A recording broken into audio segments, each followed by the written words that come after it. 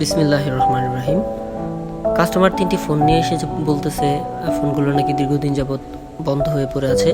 তো আমরা 3টি ফোনের আজকে ফল্ট ফাইন্ডিং করব, অর্থাৎ কোথায় সমস্যা তা খুঁজে বের করব। তো 3টি ফোন আমরা ধাপে ধাপে প্রথমে খুলে নিব, খুলে তারপর কোত্থেকে মূলত সমস্যা হয়েছে সমস্যাগুলো আমরা বের করব। তার জন্য আমাদের ফোনের ব্যাটারিগুলোকে আগে আমাদেরকে খুলতে হবে। তো আমরা প্রথমে ফোনের ব্যাটারিগুলোকে খুলে নিচ্ছি।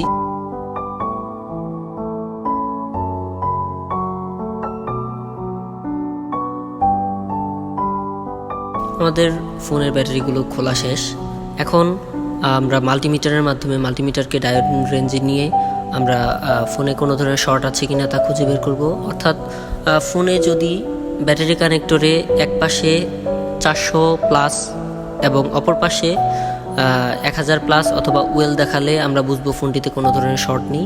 তো আমরা 3টি ফোন এভাবে ধাপে ধাপে মাপছি।